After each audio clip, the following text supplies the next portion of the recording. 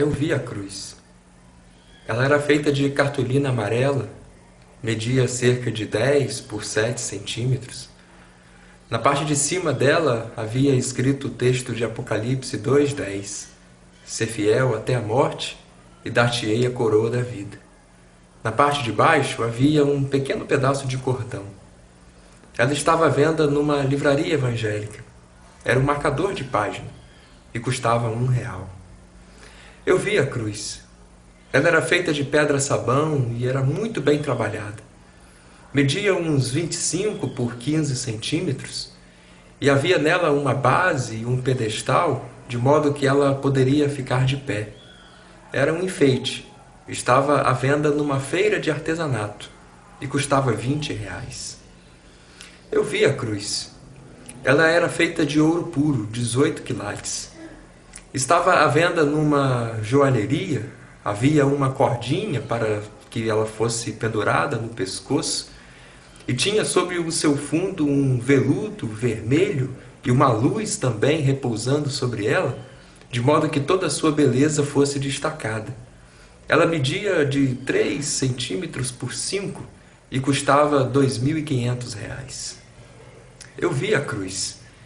Ela estava à venda numa joalheria de alto nível. Havia todo um esquema de segurança evitando que ela fosse roubada, pois aquela cruz, além de ser feita de ouro, ela era também cravejada de diamantes. Era um pouco maior do que a primeira e custava R$ 7.500. Eu vi a cruz. Ela estava no alto de um monte. Era rude, tosca, mal feita.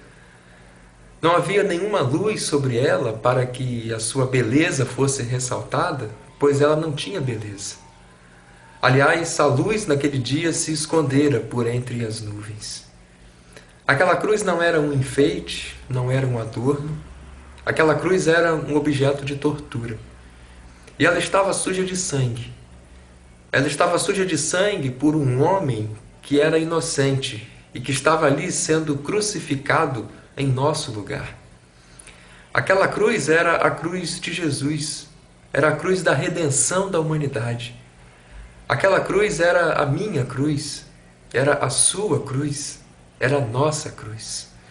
A sua medida? Ela tinha a medida do amor de Jesus por nós. O seu preço? Nenhum. Nem todo o ouro do mundo poderia pagar aquela cruz.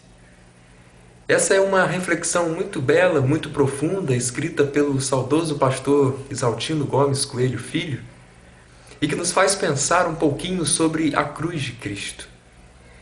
Antes de Jesus passar pela cruz, ela era sempre vista como um objeto de tortura, um objeto de agonia. Aliás, era ela o objeto destinado para matar os piores criminosos e os maiores bandidos da sociedade. Depois que Jesus passou pela cruz, ela mudou. Ela passou a ser um objeto de utilidade, ela passou a ser um objeto de adorno, um objeto de enfeite. Aquela imagem tão ruim que a cruz tinha antes de Jesus passar por ela, ela foi simplesmente e absolutamente transformada após a passagem de Jesus por ela. Com a nossa vida acontece a mesma coisa. Quando Jesus passa pela nossa vida, Ele transforma simplesmente todas as coisas. Algo pode estar muito ruim, algo pode ser muito estranho, muito feio, pode ser algo trágico e, no primeiro momento, extremamente assustador. Mas depois que Jesus passa pela nossa vida, Ele transforma tudo. Aquilo se torna algo proveitoso para nós, aquilo todas as vezes que nós olhamos para Ele, nós nos alegramos, nós agradecemos a Deus por aquela bênção, por aquela vitória, por aquela conquista. Enfim, Jesus passou pela cruz e transformou a sua imagem para a humanidade. Quando Jesus passar pela minha vida, quando Jesus passar pela sua vida, quando Jesus fizer parte do nosso dia a dia e morar em nosso coração, Ele também transformará a nossa vida.